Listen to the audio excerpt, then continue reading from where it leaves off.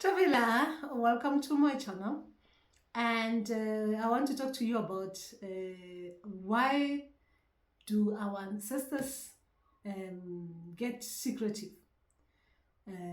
By that, I mean, I just want to explain that some of our ancestors' behaviors, they can be quite alarming, right? Especially if you don't yet understand why they do certain things. Meaning like why they get secretive with information, why sometimes they send you to people and then when you get there, they are not forthcoming or open with the information. Or sometimes they just withhold it. And this it is about. As a healer, right? As a healer, why they do certain things like that, so that you don't feel like maybe you're doing something wrong, right? Now, remember that it is not a must that ancestors should be giving us these messages and for us to understand them and then pass them to their descendants or children. Remember, when I'm saying descendant and children, I mean that the people who are coming to us asking for help, right?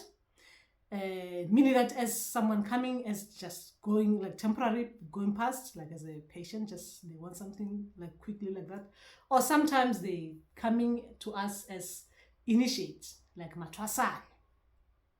Now, remember that as healer and an initiate, or healer and a patient, you are acting as a facilitator, right? You are intermediary kind of person, a medium between the ancestors and the person coming for you to ask help from you, because they're trying to understand the messages that their people are giving them, or they're trying to get an idea of how they can deal with certain things. Now, we are meant to be working together, us working together with that person's ancestors. For everything to work, meaning that depending on what someone is coming you for whatever that you're helping them with, for it to work, it means that your ancestors and their ancestors, or the spirits and guides, whoever that is they're coming with, they should be able to help your ancestors so that things can be helped. If someone is sick and is coming to you, you can give them the herb muti that can help them heal a particular thing. But that muti is not going to help if their bit is not helping that muti do what it's supposed to be doing. The two have to work together. Someone is willing and to receive. You are giving something, right? Now, with ancestors as well, and initiate is the same thing. Whether you're going to someone for mentoring, it means it's an exchange. There's going to be an exchange. Now, I want to talk about two things. One is about when you have ancestors who speak a different language from yours. Like me, I speak Sehana, not Sesotho, right? So the ancestors that I'm getting as well, they might come and speak the language that I don't yet understand. And they're sending me to someone who will understand their language. So I want to talk about that one. And I want to talk about why ancestors can be secretive, especially with information. Information that sometimes can help you as an initiate, or sometimes can help you as a patient. But now, when ancestors are doing this, let me just explain it the way that they explain it to me, and then I'll explain it properly, give you an example of these things. It is normal for ancestors to hide themselves and certain information from others, even though revealing this information will help their people, right? They are not obligated to share information. They don't do it out of pity either. But from they have to consider a lot of things, right? Sometimes they can see that the information will be used unnecessarily. But, when I'm saying unnecessary, I'll explain it properly. But sometimes they'll see that the information will help the person helping you, the healer helping you. So they'll share the information. When it comes to trust is very important in the spiritual path. It is very important. Trust between your ancestors and the person who's helping you's ancestors. It is very important. Right? It is very important. I'll explain that. The ancestors, as ancestors, they are learning from each other and they share information with each other. So as healers, we should not beat ourselves, right? If these things happen, like, you can see ancestors are there. You can hear them, but they are not revealing information to you. They are not saying anything. They are just there. They make you aware that they're there. But like you are with someone, the ancestors are there. And they are not saying anything. They don't want to say anything. I'll explain it in more detail. It just means ancestors are not comfortable to share information. Okay, that is that. Now, this is the first one. Now I'm explaining. So, ancestors, they can send their people to you as a healer to help them. They can send their people to you to help them. But when it comes to, they can send their people to help them, then they see they're sharing information, then they see the information is not being used as it's supposed to be used, then they cut contact. They no longer reveal information. They stop it. Remember why ancestors do certain things like this. Like I already explained that it is an exchange of information. When you're helping someone, either they are coming as a patient or they are coming as an initiate. When I'm saying patient, I mean people are just coming and going. They're just coming, you heal them, they go. But when someone is coming as an initiate, meaning that you're going to be with that person for a long time, right? Now, even if someone is coming and going, there's going to be information shared. When I'm saying information shared, I mean that, let's say someone has got a disease that you haven't yet dealt with. You as a healer haven't dealt with it. So, ancestors that you didn't even know you have, they come through. Now, you as a healer, you are learning from experiencing that particular disease at that particular time.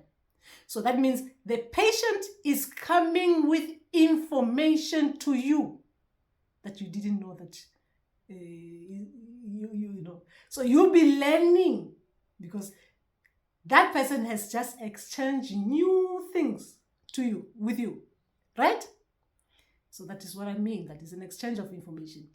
Now, meaning that your people now, you become aware that there are other people who can help you with this kind of thing. So that person made you aware of something, right? It was an exchange.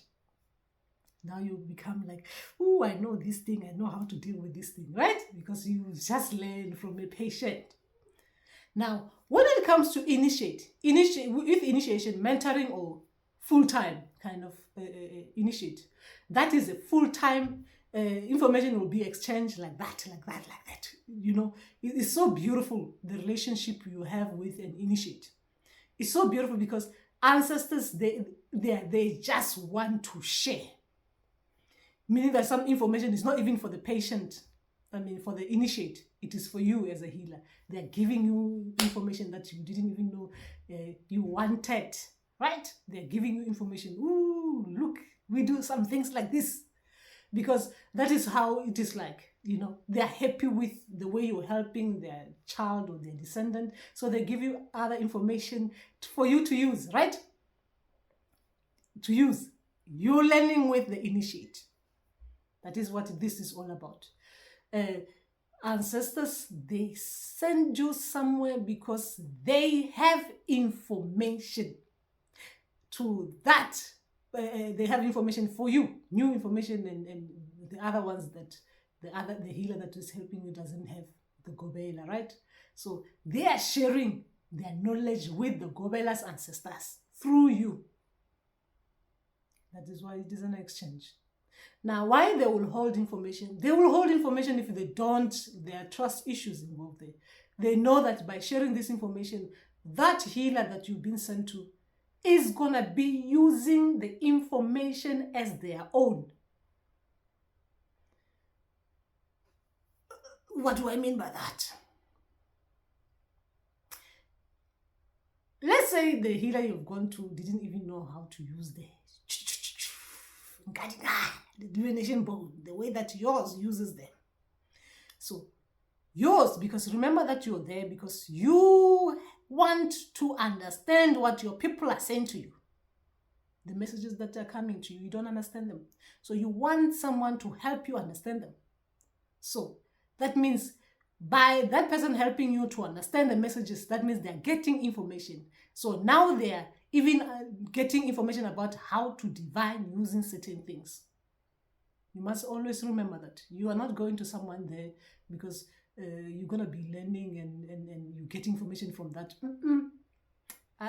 Since I've been working, I have never met anyone or worked with someone that there's no information exchange. It is, I've never. With every person, you're learning something new, beautiful things. So now, their ancestors, they're teaching you about divining with different things and the way they want you to divine as well. Remember that you do not yet understand the messages. You want someone to help you understand the messages. That person understands what your ancestors are saying. So they're telling you that your ancestors are saying this. Right? And then they're giving you the information there. Now, the reason why ancestors will withhold things like that, sometimes you know you're there with someone and that information doesn't come, is because ancestors, they want you to be the only one using that information in that way. That's why they're secretive. They want you to be the one using the information in that way. Because if it is now being used by other healer, the healer that you've been sent to, that means the information now, then it's like a, how do I say it? It's like a, it is not gonna come as new because it is out there, isn't it? It is out there. Everyone is using the same tricks, right?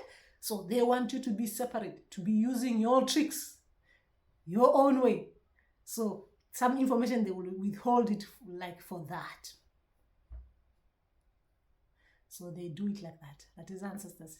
So it is a normal thing. It is a normal thing. Ancestors should do it like that. I mean, even think about it if it is not ancestors. Even us, the living people, like me, you see me online, I'm exchanging information. The only information that I want to share, to share with you.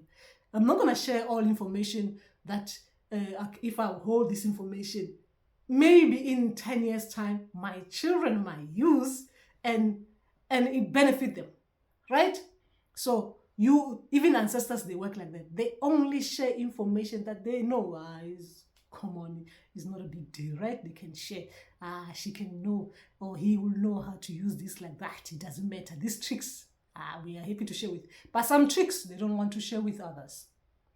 That is why they hold information from others.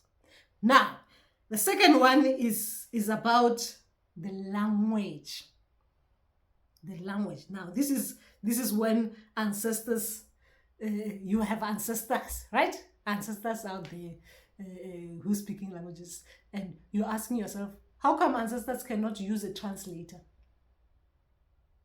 Right? Because there's Toloki in the ancestral realm. Why? They just want to speak the language that I don't understand. And when I'm telling them that I can go to that healer who will understand the language, the ancestors are saying, no, we want a certain kind of a healer. We want to select the healer we want.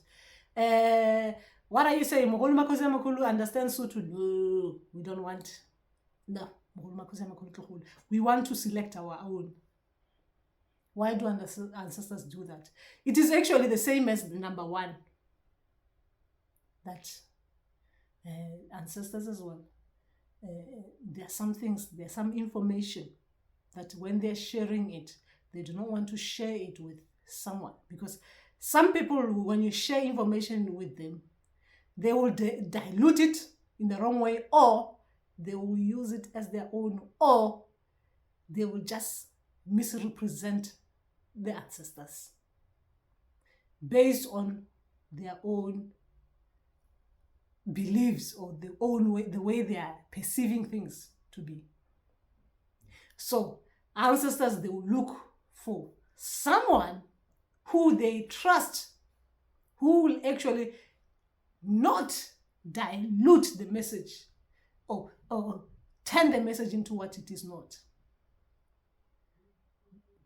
Because of the experiences that someone might have had. The language now. I'm on to the language. And sometimes it is out of a necessity. It's because remember that the language carries a lot of it, a lot in it. There's a lot of richness in the language. So much from the language. We learn a lot from the language when it is coming on its raw form. So ancestors as well, even though they are speaking to you in the language that you yourself, the carrier, doesn't understand it. And it is because you need to know that these languages, they need to be preserved. So they need to be able to be heard. They need to be able to be explained by the people, sometimes like by the family. Remember that the people that they send us to, sometimes there's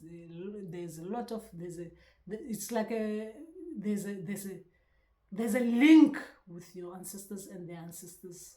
They are part of their bloodline, right? I can be Mosotho and you be Mosotho, but due to the way you were raised, due to the way I was raised and where I'm coming from, the particulars, like coming from the north beat or you're coming from the south beat, there's dilution there. So they might want someone coming from exactly that particular place who grew up speaking that language and in the way that the ancestors like, so that when the message is coming out, that person, I'm talking about coming out from you, when they are transing you and the ancestor who speak the language speak to that person, they'll be able to take their message and preserve it as it is, explain it the right way that your ancestors want it to be explained. And not only that, they want you to know that they want their languages to stay intact. Because if you do not know yourself, we will keep on diluting our ancestors' language until it becomes invisible. You know, when they say the animal becomes like that animal is no longer there, it's rare, or that species doesn't exist anymore. So ancestors, they keep their language to stay intact by making sure that it is spoken on its pure form. They rather have to trans you and speak through you than you having to hear someone diluting your ancestors' language into something that they think it is when it is not. I'm dealing with this one myself. I'm dealing with this particular problem where I've been trying by all means to talk to ancestors to say, but I can go somewhere. Let me go to this one. My ancestors, that one, I'll be comfortable there. Ancestors say no. We want that other one. No, not the one that you're thinking about, but we want that other one. Because they want someone they trust, that when they are revealing the information to you through them, they will be revealing it the right way that the ancestors want it to be revealed. So that's what they do. So that was the language bit. So they want those kind of things. So now, as healers, don't actually feel bad, because you know these things can make others feel bad. Remember that the reason why we are doing this, the purpose is not to understand the ancestors and be the one who understands the ancestors and stuff, right? Unless if it is yours. The purpose is to help that person be able to decode the ancestors' messages, be able to understand it the way their ancestors want them to understand it. That is why we are in the middle. We are there to make sure that, remember, these two people cannot connect. My head is you. This one and this one cannot connect. So you are supposed to be pulling these two together and you taking yourself out so that these people can just align nicely to each other and hear each other properly. So that's what we're there for. Right? So some ancestors, yes, you'll be there in the session. You can see they're there, they are trying by all means. They're there. Like you can see them as a healer. You can see them, you can hear them. They even greet you. The person's ancestors I'm talking about. I'm not talking about your ancestors. Because remember, when you're a healer, you're open to other person's ancestors. They're making sure that you connect that person to them. So that person is the one who hears them, not you. So they will be there. Like you can hear us, right? Healer, Gobela, you can hear us, right? Yes, I can hear you, ancestors. Yes, but we don't want you to hear us. We want that one, our child, to hear us, not you. So don't feel bad about it. Anyway, that is just that. And I hope you khanya.